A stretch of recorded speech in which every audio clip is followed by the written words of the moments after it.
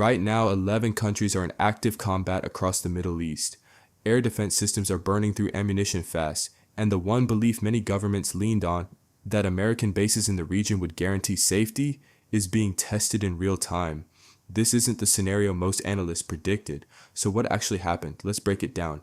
A recent analysis from the Washington Post used a simple analogy that explains the situation perfectly. Imagine a man feuding with the owner of an apartment building. One day he storms in, drags the owner to the roof, and throws him off. He assumes that without the boss, the owner's kids will turn on each other and fight over control. Problem solved, right? Wrong. Instead of fighting each other, the kids rush outside and start tearing up the entire neighborhood. That's the miscalculation. The expectation was that removing Ali Khamenei would trigger chaos inside Iran, power struggle, infighting, maybe even a coup. The Islamic Revolutionary Guard Corps would fracture, but that's not what happened. They didn't splinter. They unified, and instead of limiting their response, they expanded it.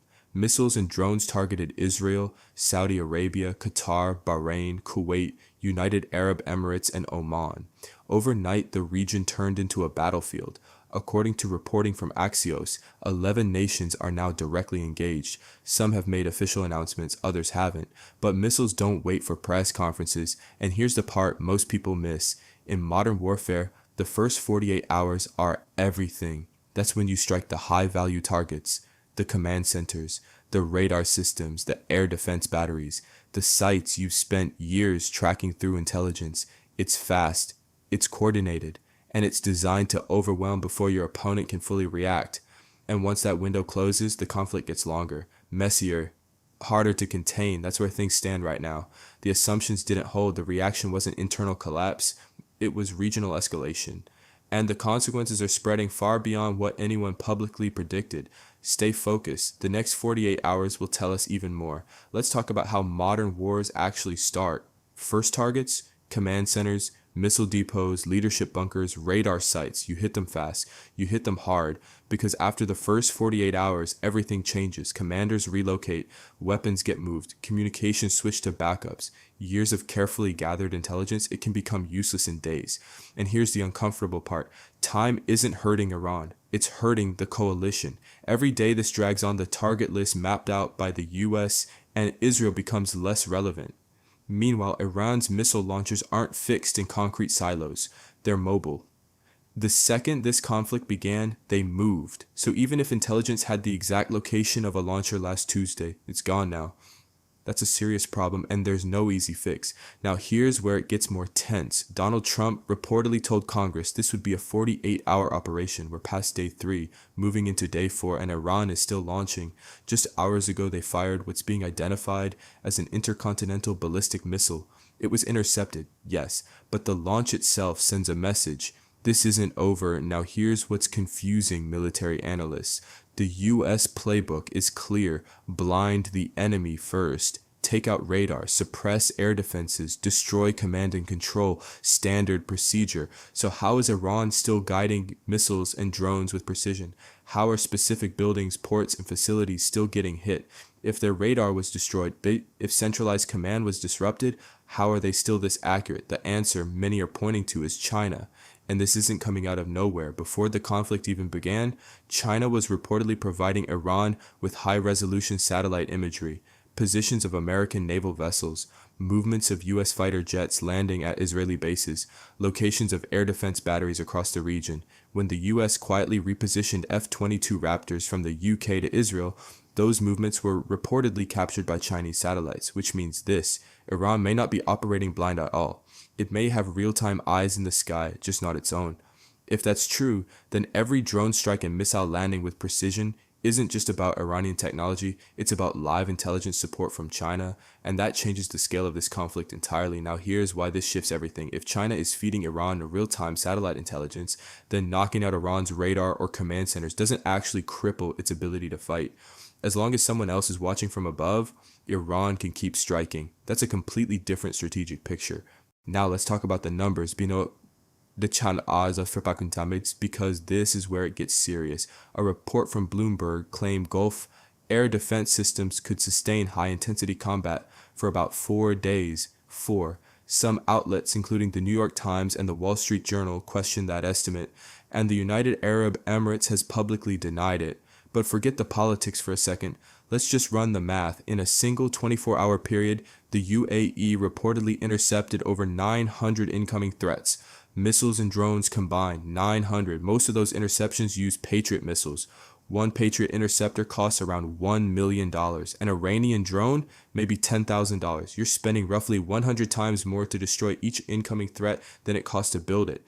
And it gets worse. For every ballistic missile launched, you don't fire one interceptor, you fire two, sometimes three, because you need to guarantee the kill.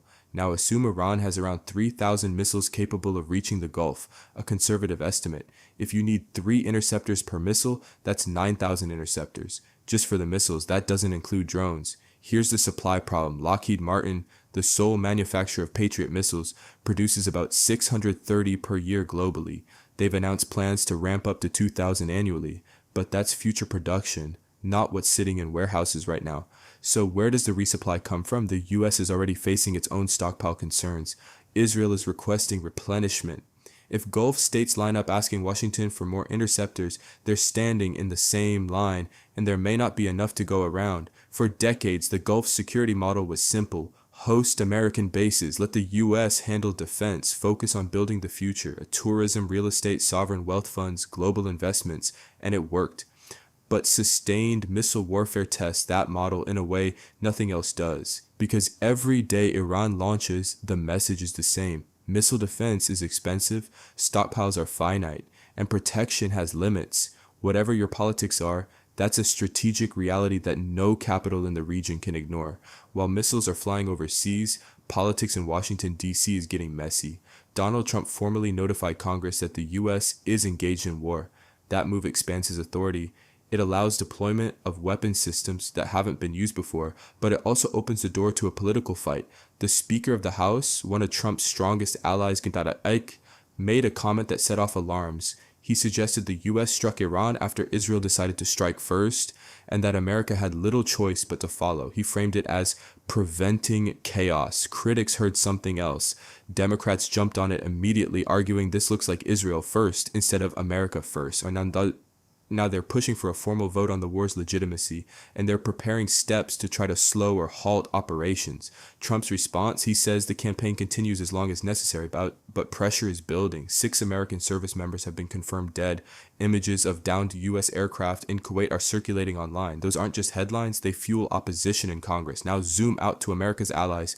In the UK, Prime Minister Keir Starmer stood before Parliament and invoked the lesson of Iraq. His position, defensive only. The UK will protect its bases in Cyprus, but it won't join offensive strikes. British bases won't be open for US attack missions. Trump publicly criticized the stance, saying he never expected to see the US and Britain this far apart.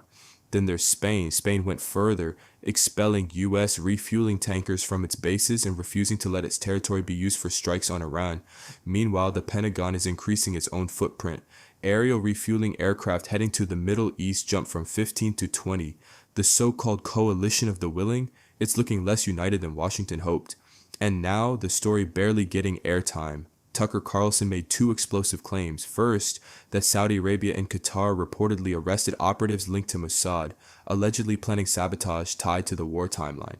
Second, and even more controversial, he warned about the risk to Al-Aqsa Mosque. The scenario he described is chilling. An air defense interceptor launches to stop an incoming threat. It misses. It falls back down onto the mosque compound. Then blame flies with accusations that Iran struck the site. To be clear, these claims are highly disputed and unverified, but here's why they matter. In a region this tense, one incident at a religious flashpoint could ignite something far bigger than the current war. And when politics fractures at home and alliances strain abroad, even a single miscalculation can spiral fast. That's the edge this conflict is sitting on right now. At first, some of these scenarios sound far-fetched, but war creates the perfect chaos for confusion. When dozens of countries are tracking hundreds of projectiles at once, who can say with absolute certainty where one specific missile came from? That's the fog of war.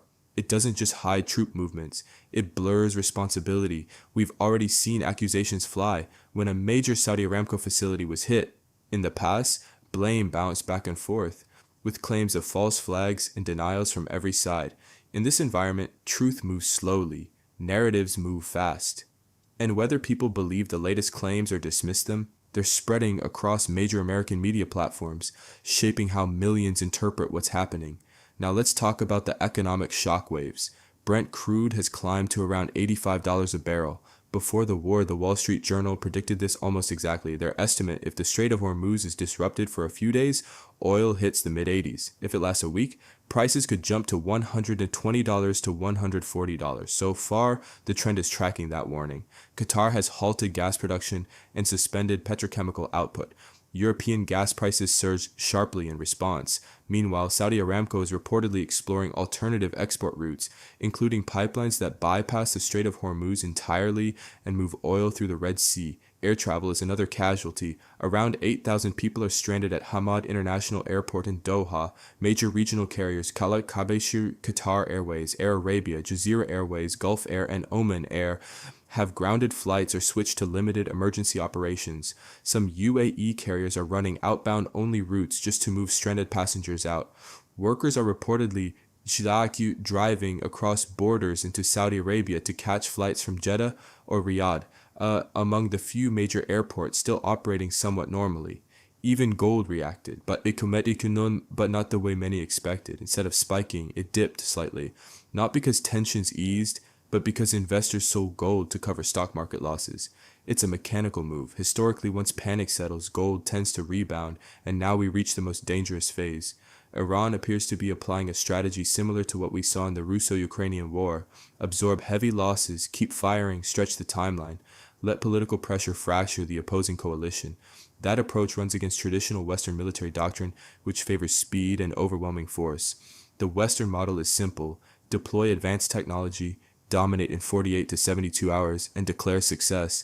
But if the conflict drags, if costs rise, if alliances strain, then the battlefield isn't just military anymore. It's political, economic, psychological, and that's where wars become far harder to control. Here's what makes this different: that Iran isn't trying to win fast, it's taking hits to command centers, nuclear facilities, even government buildings, and it keeps launching anyway. The Islamic Revolutionary Guard Corps released a statement saying the gates of fire will remain open until the enemy is defeated. They called the killing of Ali Khamenei a red line crossed. They're framing this as existential, almost strengthens regimes instead of weakening them. It creates martyrs, it unifies rival factions, and it removes the one figure who might have been able to negotiate. The strike meant to end the threat may have locked it in. There's an old rule in U.S. military strategy, the Colin Powell Doctrine: don't go to war without exhausting diplomacy, and never go without a clear exit strategy. Right now, critics argue neither box was fully checked.